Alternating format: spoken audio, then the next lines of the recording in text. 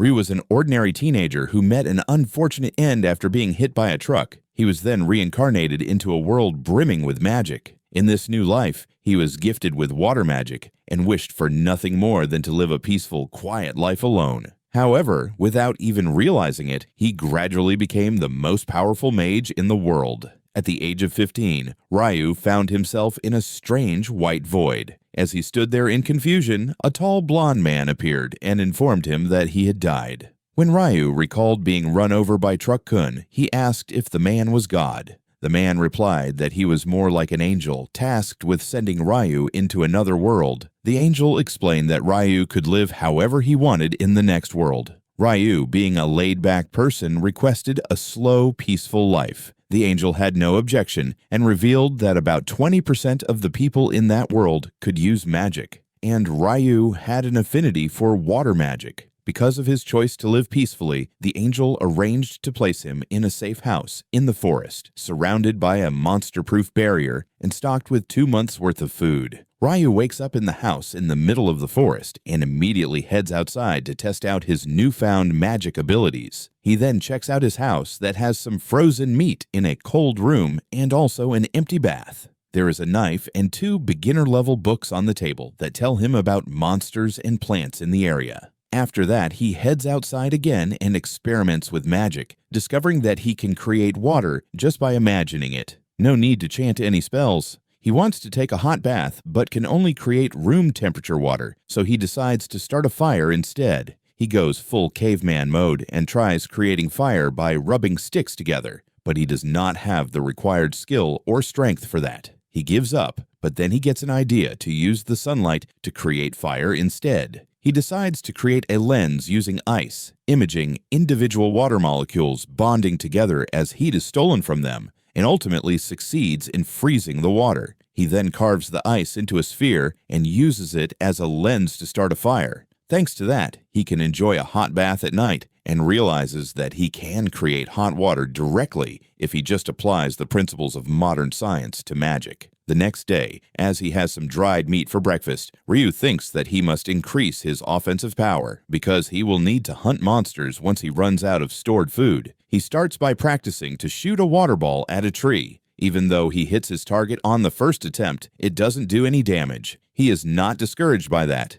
and decides to shoot out a high-pressure water jet, believing it will have enough power. However, he can't put enough force into the water jet to reach the tree. Ryu feels like giving up. Then he recalls that the angel told him the key to using magic is his imagination, and he can get better only with regular practice. So Ryu keeps practicing shooting water jets until he can consistently hit the tree. At night, he is able to generate hot water directly. The next day, he tries creating ice crystals out of thin air because he has always dreamed of using the Icicle Lance magic spell. However, shooting an icicle is even harder than shooting water. But Ryu keeps practicing it along with his other water magic variations. Days pass, and he becomes more skilled at using water and ice. One day, he decides to head into the forest to hunt for some food. He explores the beautiful forest and decides to gather some herbs and call it a day. But just then, he notices an angry boar staring at him.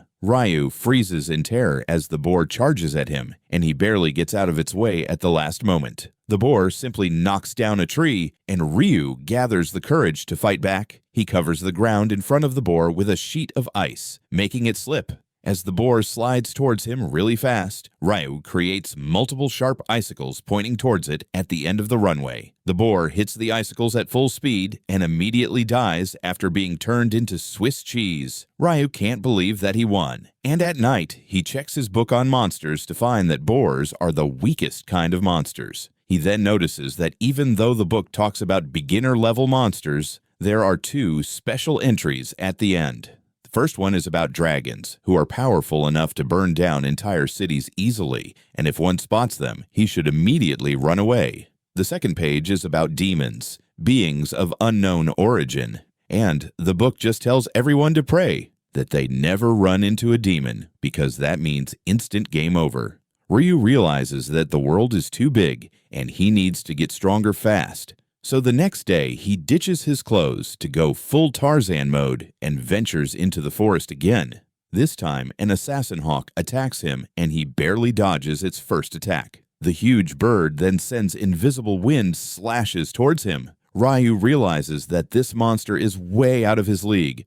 He runs away, creating ice blocks behind his back to block the wind slashes, and then shoots water jets at the bird. The assassin hawk dodges everything and then charges towards Ryu at full speed, but he creates an ice wall at the last moment, blocking its attack. The bird loses one of its eyes because of the collision, and it decides to retreat this time, much to Ryu's relief. However, while he was running away from the hawk, Ryu lost his sense of direction. As he tries reaching his house, he suddenly finds a glowing lake with a headless knight standing on the water's surface along with a headless horse. Ryu is stunned to see this, and then the headless knight turns its attention towards him. Luckily, he returns home in one piece and continues exploring the forest after that, fighting stronger monsters and mastering his attack magic. At night, he goes to the lake again, where the headless knight is waiting for him. Ryu could not find anything about headless riders or Dullahans in the book, and he wonders if it is because they are high-level monsters, or if they are not considered monsters at all. However, none of that matters because he is here to spar against it.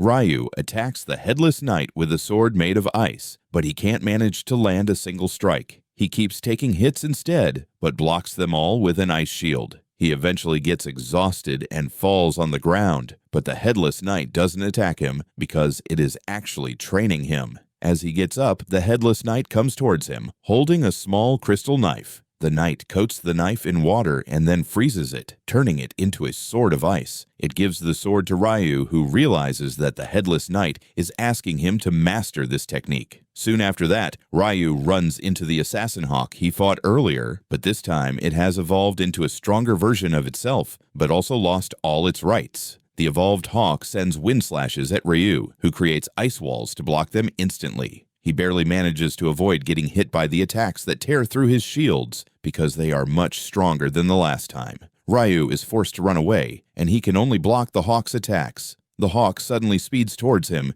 and Ryu somehow stops its attack by piling multiple ice shields in front of him. He tries to hit the hawk with icicles, but that doesn't work out either, and then the hawk uses a sonic attack to immediately cancel his ice shields. Ryu realizes that he is in trouble now, but then the hawk shocks him both figuratively and literally by attacking him with a thunderbolt. The monster swoops towards him to finish things, but Ryu manages to pull out his crystal sword and parry its attack. He can even slash away the invisible wind attack sent by the bird, and when it swoops towards him again, he manages to stab it through the chest. The hawk falls to the ground and Ryu walks towards it, realizing that he just met the monster twice, but they developed a really strong bond. He thanks the hawk for motivating him to grow stronger, and then pulls out the sword to let it bleed to death peacefully. Ryu then begins to head home, but then to his surprise, a dragon comes there. He figures that it is going to be his last day in this world, but surprisingly, the dragon starts talking to him through telepathy. The dragon asks him if he saw a black hawk, and Ryu panics, thinking that he might have killed the dragon's minion. Luckily, the dragon seems pretty chill about it and even compliments Ryu on his achievement. He then points out that the weapon he is carrying is quite rare because it is the sword of the Fairy King.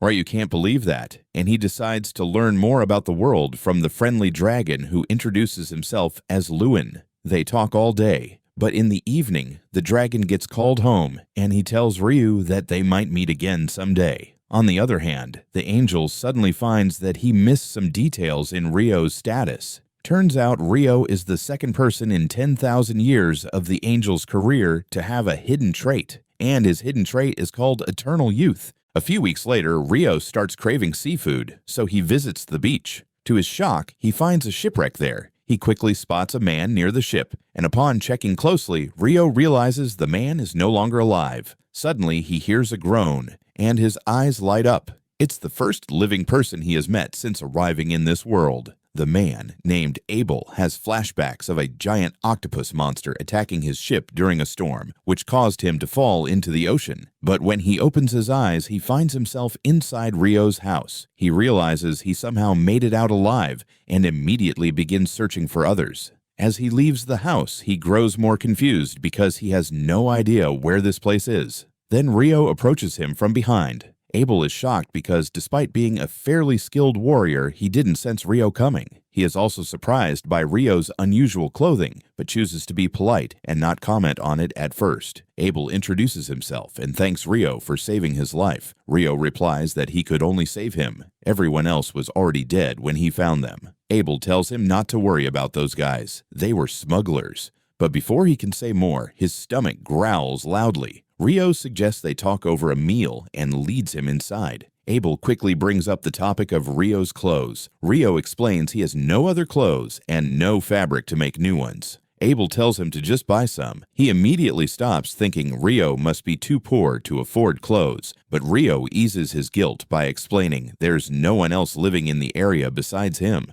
Abel asks if Rio hunts for food, and he confirms. Next, he asks if Rio uses the knife for hunting, but Rio shows off his water magic, saying he mostly hunts using magic. Abel is impressed because only half the people in the world can use magic, and he's in the other half that can't. This surprises Rio because the angel told him only 20% of people can use magic. Anyway, Abel asks Rio to take him to the shore because he needs to confirm something. On the way, Abel tells Rio to let him take the front lines if they encounter any danger. Rio says it's not necessary, but Abel insists because he doesn't want to be saved all the time. Rio lets him do as he pleases, and they soon reach the broken ship, where all the bodies have vanished. Abel thinks either the monsters or the sea took them, and thanks Rio for rescuing him, saying otherwise he would have faced the same fate. Abel says he couldn't find what he was looking for and for now wants to meet up with his friends, but the storm pushed the ship far south and he has no idea which way to go. Suddenly, he gets an idea and asks Rio if he would like to come with him. Rio is shocked, but Abel explains he could use his help to find his way back, and then he could get Rio a job with better living conditions. Rio thinks about the offer for a while, and finally decides to become Abel's guide back to the city. That evening, he looks at his garden, which he has cultivated with great effort, feeling a bit sad about leaving it all behind. At night, he tells Abel he's going out to say goodbye to someone. Though curious, Abel doesn't pry. Meanwhile, Rio heads to the lake to see the headless knight and inform him that he will be leaving the forest for a long time. He thanks the knight for teaching him how to fight and then takes out his knife, saying he'll fight extra hard tonight. The headless knight draws his sword, and Rio charges, pushing him back with relentless strikes. After a long and tough fight, Rio grows exhausted, and the knight returns to the lake. Rio thanks him once more, but the knight remains silent. However, as soon as he reaches the water, the knight turns and summons a magical suit from beneath the surface as a farewell gift.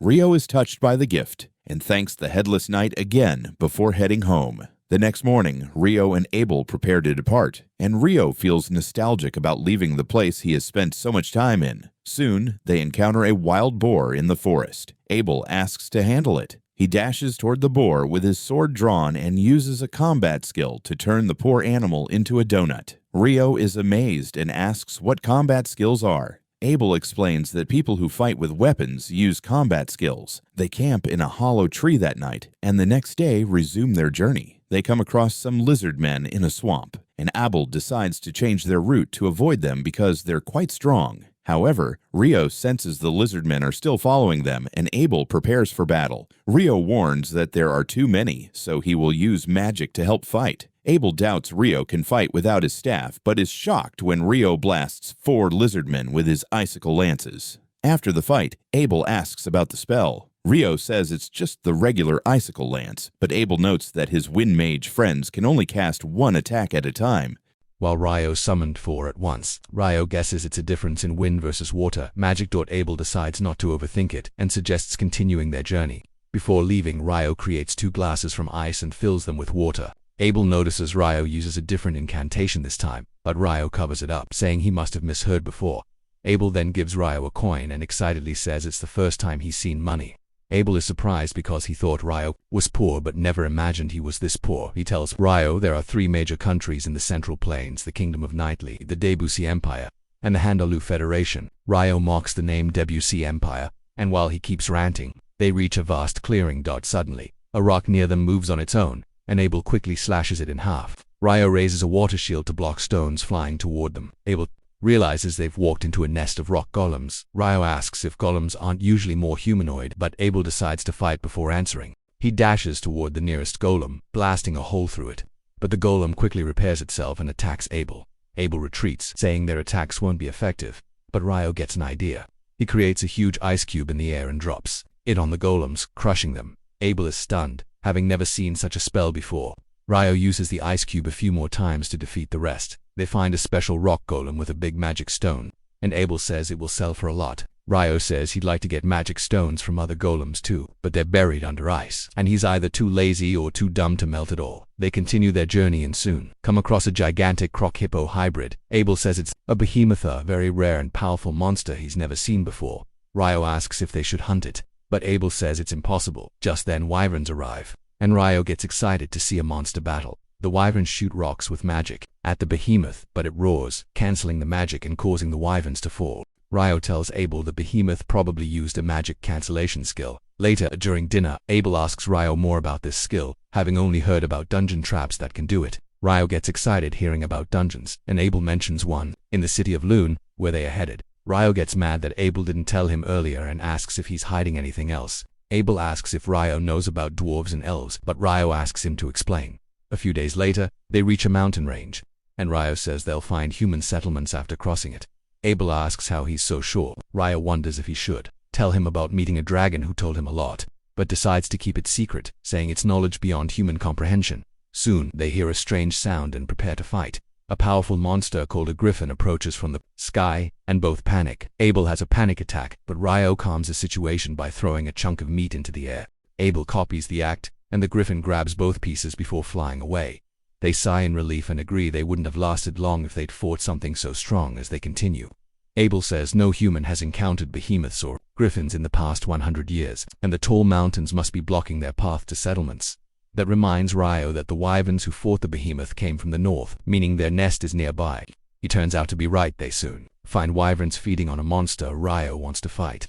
But Abel says it takes at least 20 experienced adventurers to face wyverns. Ryo says they won't be able to avoid fighting forever and asks if it would be better to pin the wyverns to the ground. Abel agrees, saying he can beat one in close combat. Ryo steps forward, chanting a long fake spell to summon for icicles. To stab the wyvern's wings, Abel uses this chance to kill them, but then 2 more wyverns arrive. Ryo pins them down with icicles, this time without chanting a spell, and Abel gets suspicious. Anyway, they defeat the wyverns, collect the magic stones, and continue north.